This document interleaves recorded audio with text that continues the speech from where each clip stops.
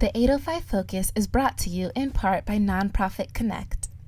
Nonprofit Connect provides superior leadership tools and resources so nonprofit leaders and board members can make valuable decisions to move their organization forward to a sustainable and vibrant future. More information on services online at nonprofitconnect.org.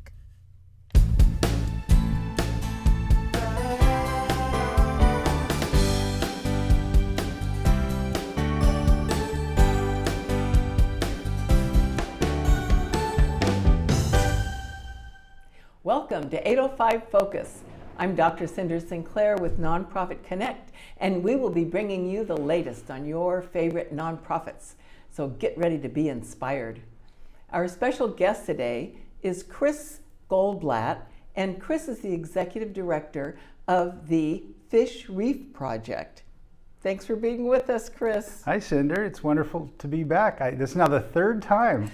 Yeah. Oh, because you always have something interesting to tell us about. Well, thank you. You are a busy boy. Yes, I am. I appreciate that. Gosh. Now, I remember the last time we talked, there was the Fisheries Project, and you were involved in all that. And now we've got the climate change, and we've got the new sea cave project that's going on all over, and we have something special in Goleta happening with the kelp and all. So I can hardly wait for you to bring us up to date on what's happening. Well, thank you very much. It's a big ocean, so it's a big job. You know, the Fish Reef Project, you know, our slogan is helping ocean life thrive. And that's exactly what we do lately through our invention, the sea cave. This is a scale model of it, as you can see here. Mm-hmm. It's a 1-ton unit made of marine concrete designed to last 500 years underwater. Oh my gosh, wait, let's just say, here's this little old thing, mm-hmm. but it's really 1 ton. Mm-hmm. It's large. It's 6 feet by 4 feet by 3 feet. Okay. And it sustains about 500 kilograms or 1,000 pounds of marine life. And it's designed to last how long? 500 years. 500 years? Yeah, it's a long time underwater, right? It's quite a legacy, isn't it? I'd say. Yeah. And so you put this thing at the bottom of the ocean. Mm-hmm. Well, we make what are called biogenic reefs, which means that the reason why we spent 10 years designing the sea cave is so when it's on the seafloor, after the marine life covers it, it's designed to mimic the form and function of what a natural reef would look like and perform like. Okay. Yeah, and we had a great recent success in South Carolina where the Department of Natural Resources there deployed some sea caves, and that was just back in July. So I'd like to show you this video we have that shows you what just in 3.5 months, how we can make life out of just kind of underwater desert turning into an oasis in 3.5 months. Oh yeah. Yeah. I'd love to see that. So I think they're going to show that, mm-hmm. and we'll just keep talking while they... Sure, fantastic. While they show that. So here we are making the reefs. This is in Santa Barbara. Look how big that is. Pulling them off the mold. Sea cave. You have to stamp the name in there. This is South Carolina off of Charleston and 70 feet of water back in July, and here it is on the first day. There's not much going on. There's a couple mackerel swimming around. As you can see, the bottom's empty, and 3.5 months later it is absolutely full of life. 3.5 months. Yeah. Golly. Chock-a-block of life, as the British would say. Yeah. And inside you have spade fish, and they love going in there for a number of different reasons, because they can go in one side and they can feel protected. They can go out the other side. As you can see, there's barnacles and algae encrusting all over it. Yes, I can see that. And there's small snapper in there. Wow. And you'll just see year after year. There was a Class 4 hurricane that went over these, and it proved how incredibly stable they are, even in massive surf. Really? Yeah. And these can be used to restore and enhance marine life all over the world, which is exactly what we're doing in Africa, in Senegal, in Papua New Guinea, and in Mexico, and South Carolina, and right here at home in Goleta. In Goleta, oh Yeah. my gosh. And here you can see they're going to swim over to the other one. They spaced them about 15 feet apart. When we make the large reefs, they'll be in groups of 8. And those groups of 8 will hold large amounts of Macrocystis giant kelp and create large kelp beds here in Goleta. As you can see, there's amberjack, and those are called mackerel scad. And then we're motoring on over to the next one. And you can see a couple of dark, ominous shapes over there. Yes, yes. And as you can see, there's just not much on the bottom in between the sea caves. This was a beautiful day at sea. The water was just clear top to bottom. These are gray snapper. Oh. And they are just absolutely beautiful specimens of gray snapper. Gosh. And they like that extra large hole where we trucked these all the way from Santa Barbara, and they went through some tough handling. So we got a crack in one of them, and the legs separated, but the snapper don't seem to mind. And they are just in there seeking refuge. And you can see the small mackerel scad cleaning the parasites off the back of the snapper.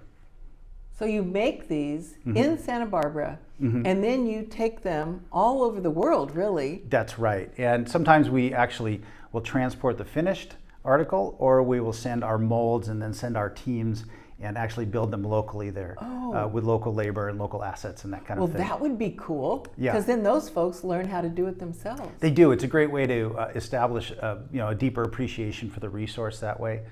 And here's yet another one. You can see a bunch of small fish, and they're crowding around. They're inside. The sea caves are absolutely just full of life on the inside. That square block was an experiment that the Department of Natural Resources thought they would do to see if a square thing would enhance it. Oh, how funny. So we'll see what that looks like in a few months. Oh, that's interesting. So you say it took you 10 years to develop that. Yeah, so the Fish Reef Project, right, was founded 10 years ago. I founded it after an incident where we sank at sea, and I decided I wanted to do something great for the sea. After that incident, we survived. There were 5 of us out at sea, and a petroleum barge hit us in the middle of the night. Oh my gosh. And we were struggling and we were drowning, and I just made this deal. That if you survived, you would continue to enhance our oceans. That's right. And right here in Goleta is where we started. And although the donations have been a little bit slow to help realize that project, and ironically, in the developing world, folks have really rallied and made it happen in the developing world. Yeah, that's curious. But it's really important that we do it in Goleta, and here's why. There is a historic kelp bed that's 1,000 feet wide that goes from El Capitan all the way to Rincon, and it is gone, Cynder. It is gone. And there's a very simple reason. If you remove the variable of El Nino, the reason it's gone is because the small rocks on the bottom that tumble off the hills during the floods like we had in 2017, their destiny is to end up in the mud out there and become the reef structure for the giant kelp to settle on and grow and create the kelp forest. But over time, they wear down because they're sandstone and they get covered with mud. And in 1983, that giant El Nino scoured the bottom and there was just nothing left. Oh gosh. And there's no recharging of that reef system because we build roads, we have houses, we have hedges, we have fences on the hills in Montecito to stop the ingress of those rocks. There's no recharging of the system of reef material. And humans are responsible for stopping that movement of rock. And that's why the sea cave is just the perfect, elegant solution to put it down there and allow this critical habitat to occur for the kelp to land on and grow and become a kelp forest. It's a very simple solution to what is a simple problem, but it's a problem that not many people are aware of. But the kelp forest is like our redwood forest of the ocean. It's our birthright. Yeah. How in the world did you ever think about this? I've been in the ocean since I was 6, chasing fish around for my dinner. I have fished and worked all over the world. I have a degree in fisheries from Humboldt. I write books about the ocean. Oh gosh. And so, after a while you develop a kind of an intimate relationship with the ocean where you figure out what it needs. And so Fish Reef Project is a nonprofit, 501c3. You accept financial donations that are tax deductible, right? Exactly. So if a person watching this, for example, or they hear about your work and they want to make a financial donation or find out more about what you're doing and where, they can go on your website, and you probably have a donate now button. We do indeed. And it even gets better than that. So in Goleta, when we make the kelp forest there, it's a way for the community itself to participate in sequestering carbon to fight climate change. Oh gosh. Because the kelp forest is a really powerful carbon sink, and it pulls the carbon directly out of the ocean as opposed to the atmosphere, making it a much more valuable thing to the marine life because it buffers what you call ocean acidification by doing that. But it only happens within the kelp forest itself. And if you don't have the kelp forest, you don't have the ability to sequester carbon. It's a way for the whole community to offset its carbon footprint as a whole by participating in this. And the next stage is just a 1-acre study reef with 244 sea caves in the middle of Goleta Bay, so everybody can see how this works. And the cost for that's $1 million, which is a bargain. That is a bargain. For that much marine life. We've all worked, my organization, we've worked for 10 years, 40 hours a week with no salaries to make this happen. No That's how much we believe in salaries. it. Nothing. And a lot of it's been self-financed just to keep it going. So we need the community to step up. We're willing to name the reef after the largest donor. So right now it's called the Goleta Fish Reef or the Goleta Kelp Project. And we can change that. For instance, if your last name is Jones, it would become the Jones Fish Reef or something like that. And you would get a sign on the pier if the county permits it. And it would be a 500-year legacy. And then the step after that, after everybody's comfortable with it, although we have broad-based stakeholder support at this time, from the universities to the NGOs to the agencies, everybody's very supportive of this. The next stage would be 200 acres, which would be 1,000 feet wide by a mile long. And that would constitute about 1/10 of what the historic kelp forest footprint was. And then we can go from there. It's a lifetime project that'll just never end. It'll just keep going until we get our kelp back. Wow, and this would be in Goleta. That would be in Goleta. Right now, we're all over the world. Yes. Right, but we would like to bring it home where we started. But we need patrons of the community to step up and say, "Count us in." Gosh, we got to get the word out. Yeah, exactly. I bet there are a lot of people that would love to be a part of it, especially now. Yeah. Everybody's talking about carbon footprints and the climate change and everything, and here you are doing all this work to contribute to that in a powerful way. Mm-hmm. We need to let folks know. Right, they just had the COP26 UN Climate Change Summit. Yep. That was over there. Everybody participated in it. Our own administration was over there. Everybody made lots of proclamations going out, 30, 40, 50 years, but we need to get to work on this right now. And this is something that we can do. This is within our control, Cynder. We can do this. I can sense that from you. I think we need to let President Biden know about this. Okay, Joe, if you're listening, give me a call. Let's do this, buddy. Gosh, you are absolutely amazing. I've always been impressed with you and your work and your dedication. And this is just astounding. Thank you very much. And that video was really very explanatory and visual and all that. Yeah, and we love, one of the greatest parts of this that really speaks to sort of my inner child and everybody else's inner child is when you put these down on a naked seafloor like that. Yeah. Just like, we have projects going down in Mexico, which we've just done. And you go, wow, there's really nothing. That's just really a desert. It's the Sahara, there's really nothing there. And then you come back and you see this cornucopia of life. It never gets old. And it's so thrilling. And nature is so diverse that every time it's something different. You might have abalone settle in one place. These are very good abalone restoration tools.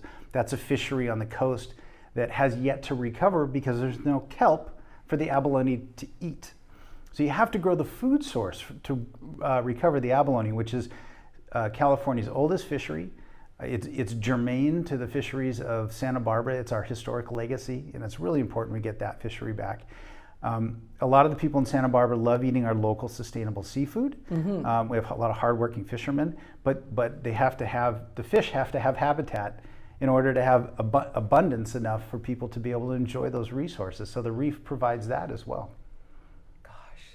This is just amazing. So have you thought about or have you done, let's say, field trips for UCSB people or, I don't know, anybody that would be really interested in seeing this to actually go down there and look at it?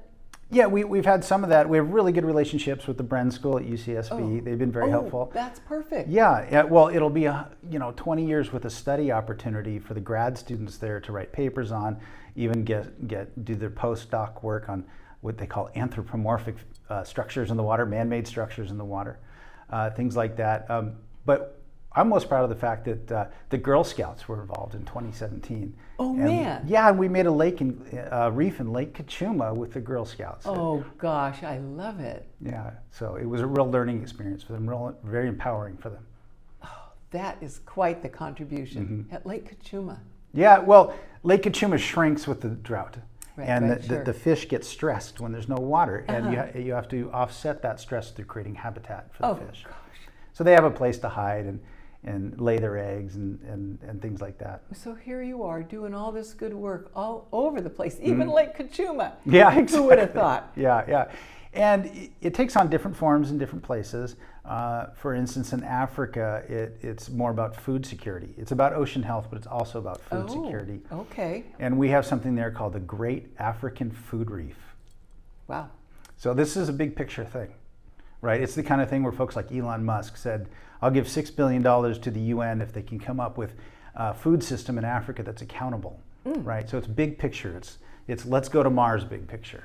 Yeah. Right. So if you can build reefs around the coasts of Africa, which is exactly what we're doing, starting in Senegal in the west and the country of Djibouti in the east, you can increase food production dramatically because there's no fresh water needed, there's no land needed, and the reefs just take care of themselves. There's no maintenance or husbandry, which is historically why food programs fail. Is there's just too much you have to do. Yeah. Mm-hmm. Wow. So what do you think? Is Musk going to give you $1 bazillion? Well, I think I'll answer the phone if he calls. That's a good plan. Yeah. Of course, maybe you could call him. Yeah, if I had his phone number, I would.